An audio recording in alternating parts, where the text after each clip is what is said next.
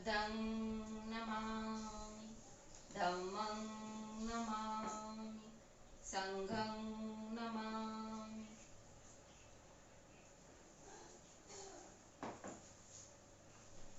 धम्म की पाठशाला या धम्मवर्गामध्ये आपणा सर्वांचे स्वागत। भगवान बुद्ध आणि त्यांचा धम्म या ग्रंथाचे आपण वाचन करत आहोत, अभ्यास करत आहोत। आज आपण पंचम खंड संघ यामध्ये भिक्खू आणि त्यांच्याविषयी भगवान बुद्धांची कल्पना, 1.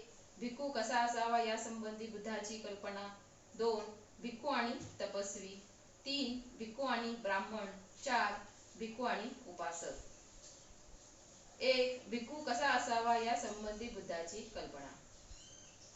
भिक्खूकडून आपल्या काय अपेक्षा आहेत हे स्वतः बुद्धाने भिक्खूंना सांगितले ते असे, जो कोणी चित्तमल धुवून टाकल्याशिवाय त्याचप्रमाणे सत्य आणि संयम यांचा मान न राखता काषाय वस्त्रे धारण करण्याची इच्छा करतो, तो ती वस्त्रे परिधान करायला लायक नाही। परंतु ज्याने चित्तमलाचे परिमार्जन केले आहे, ज्याच्या अंगी सद्गुणाची वाढ झालेली आहे, जो सत्य आणि संयम पाळावयाला शिकला आहे, तोच खरोखर काषाय वस्त्रे धारण करण्यास योग्य आहे। जो मनुष्य दुसऱ्याजवळ नेहमी भीक मागतो म्हणून तो काही भिक्खू होऊ शकत नाही।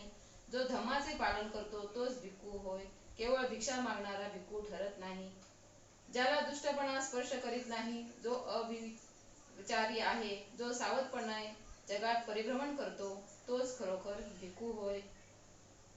सामान्य जनांना अप्राप्य असे मुक्ती सुख, विनय, शील, पांडित्य, एकांतवास आणि ध्यान यामुळेच लाभत नसून, हे भिक्खू ज्याने वासनांचा क्षय केला त्यालाच ते सुख संपादन करता येते असे निश्चितपणे म्हणता येईल। धम्मात आनंद मानणारा, धम्मात रममाण असणारा, धम्माचे चिंतन करणारा, धम्माचे सदैव स्मरण ठेवून त्याप्रमाणे वागणारा असा भिक्खू सद्धम्मापासून च्युत होणार नाही। जे आपल्याला लाभले आहे त्याची अवहेलना करू नये, दुसऱ्याला लाभले त्याची स्पृहा करू नये, दुसऱ्याचा मत्सर करू नये। जो भिक्खू दुसऱ्याचा मत्सर करतो त्याला मानसिक समाधान लाभत नाही। जो आपले नामरूप म्हणजे आपण असे समजत नाही आणि जो नष्ट झाले आहे त्याबद्दल दुःख करीत नाही, त्याला खरोखर भिक्खू म्हणावे। जो भिक्खू मैत्रीत रमलेला आहे, जो बुद्ध शासनात प्रसन्न असतो, तो वासनाच्या क्षयाने प्राप्त होणारे सुखमय शांतीपद निर्वाण प्राप्त करतो। हे भिक्खू, तू ही नाव रिकामी कर, रिकामी झाली म्हणजे ती हलकी होईल। राग आणि द्वेष यांचा नाश केलास तर तू निर्वाणाला जाशील। 5 बंधनांना तोडून टाकावे, 5 बंधनांचा त्याग करावा, 5 बंधनांवर मात करावी। हे भिक्खू, ध्यान कर, प्रमादात राहू नकोस, आपले चित्त कामोपभोगात रमू देऊ नकोस। जो भिक्खू चिंतनात आनंद मानतो, अविचाराचे भय मानतो, तो कधीही आपल्या पूर्ण अवस्थेपासून च्युत होत नाही, तो सदैव निब्बाण सानिध्य अनुभवतो। गौतमाचे शिष्य हे सदैव जागृत असतात आणि त्यांचे विचार रात्रंदिवस बुद्धाचे ध्यान करतात। गौतमाचे शिष्य हे सदैव जागृत असतात आणि त्यांचे विचार रात्रंदिवस संघावर एकाग्र असतात।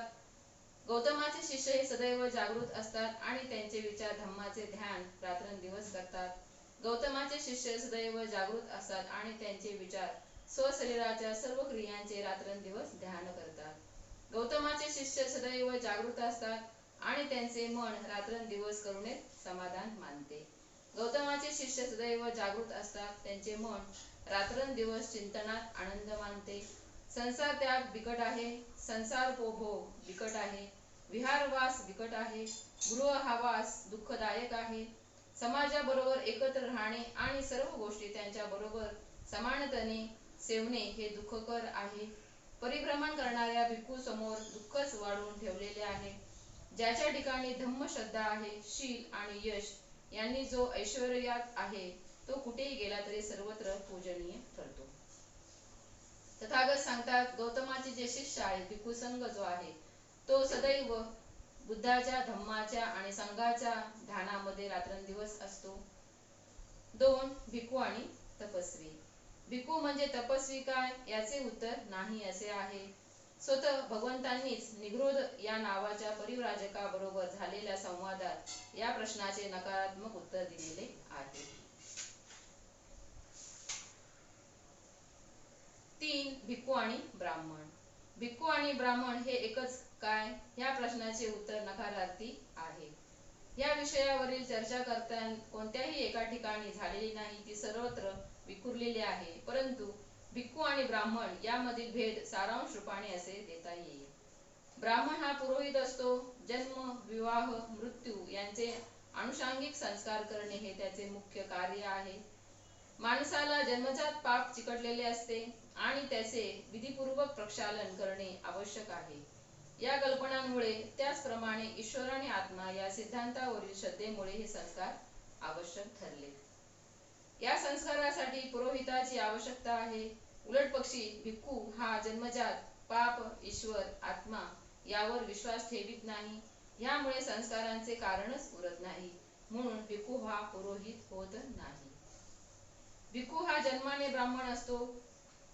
ब्राह्मण हा जन्माने ब्राह्मण असतो. भिक्खू हा बनावा लागतो. ब्राह्मणाला जात असते, भिक्खूला जात नसते. ब्राह्मण हा सदोदित ब्राह्मणच राहतो. कोणत्याही गुन्ह्याने वा पापाने ब्राह्मणाचे ब्राह्मणत्व लोप पावत नाही. परंतु भिक्खू एकदा भिक्खू झाल्यावर नेहमीच भिक्खू राहील असे नाही. भिक्खू हा बनविला जातो. म्हणून जर त्याचे वर्तन भिक्खूपणाला योग्य नसले तर त्याचे भिक्खुत्व हिरावून घेतले जाऊ शकते. ब्राह्मण व्हायला मानसिक अथवा नैतिक शिक्षणाची आवश्यकता नाही. याच्याकडून केवळ अपेक्षा केली जाते ती ही की त्याला आपल्या धर्मविधीची माहिती असावी. भिक्खूची परिस्थिती याच्या उलट आहे. मानसिक आणि नैतिक शिक्षण हे त्याच्या जीवनाला रक्तासारखे आवश्यक आहे. ब्राह्मणाला स्वतःसाठी वाटेल तितकी मालमत्ता जमविण्याची सवलत आहे. भिक्खूला मात्र तसे करता येत नाही.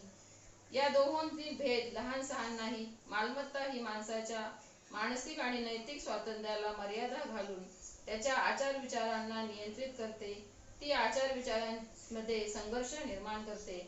म्हणून ब्राह्मण परिवर्तनाच्या विरुद्ध असतात, कारण परिवर्तन म्हणजे त्यांच्या बाबतीत अधिकार व संपत्तीचा नाश ठरतो.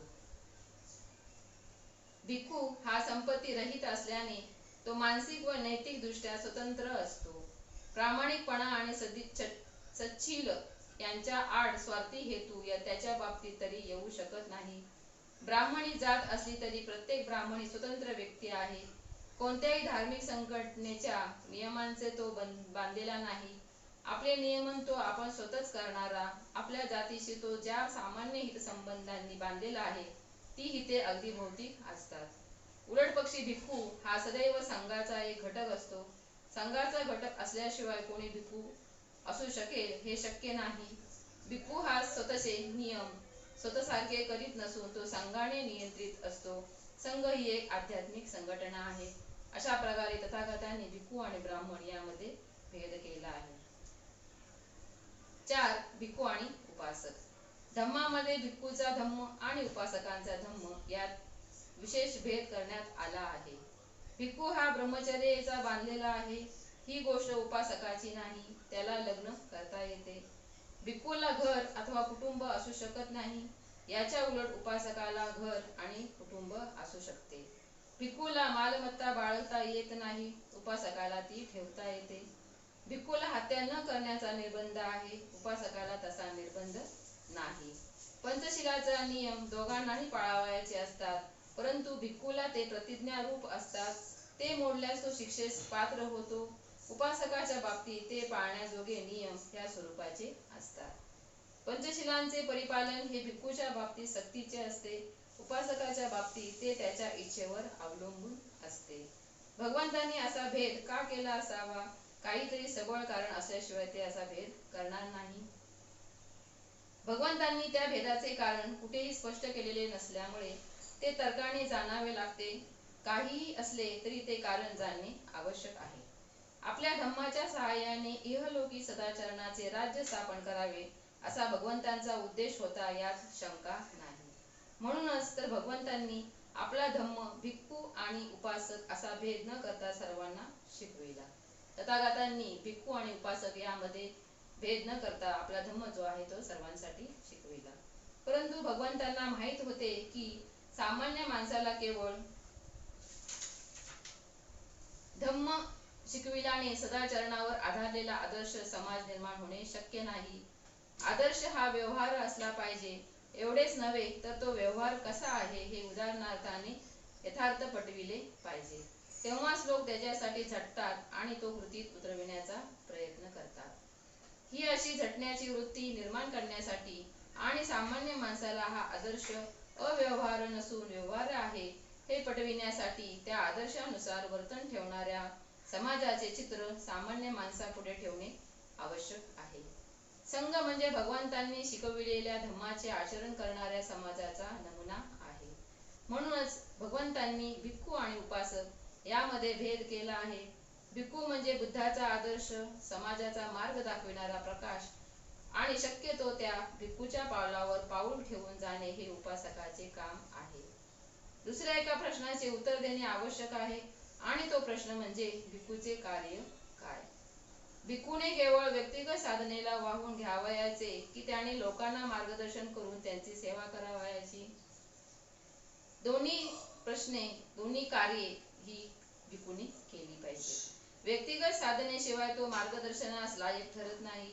म्हणून तो स्वतःप्रथम संपूर्ण सर्वश्रेष्ठ धार्मिक ज्ञानसंपन्न अशी व्यक्ती असली पाहिजे. यासाठीच त्याने व्यक्तिगत साधना करण्याचा सतत प्रयत्न केला पाहिजे. भिक्खू गृहत्याग करतो, परंतु तो जगापासून निवृत्त होत नाही. गृहत्याग करण्यात त्याचा हेतू ज्यांना गृहासंबंधी आसक्ती वाटते, परंतु ज्याचे जीवन दुःख आणि दैन्य यांनी व्याप्त असून जे असहाय्य असतात, अशा गृहस्थांची किंवा अशा लोकांची सेवा करण्याची संधी व स्वातंत्र्य मिळावे हा असतो. धम्माचे मूलतत्व करुणा हे आहे आणि त्या तत्वानुसार प्रत्येकाने प्राणीमात्रावर प्रेम केले पाहिजे आणि त्याची सेवा केली पाहिजे. भिक्खू करुणेच्या परिपालनात अपवाद नाही. भिक्खू आध्यात्मिक संस्कारात कितीही परिपूर्ण असला तरी जर तो मानवजातीच्या दुःखाबाबत उदासीन असेल तर तो भिक्खू या संज्ञेला पात्र ठरत नाही. त्याला इतर काही संज्ञेने संबोधता येईल, पण भिक्खू या संज्ञेने नाही. अशा प्रकारे तथागतांचा भिक्खू संघ जो आहे भगवंतांनी शिकवलेल्या धम्माचं आचरण करणारा आहे आणि भिक्खू संघ जो आहे तो अखिल मानवजातीच्या कल्याणासाठी तथागतांचा धम्मोपदेश देण्यासाठी संघ हा निर्माण झालेला आहे. आपण ग्रंथाचे वाचन केले, ग्रंथाचे श्रवण केले. आपणाप्रती मंगल कामना.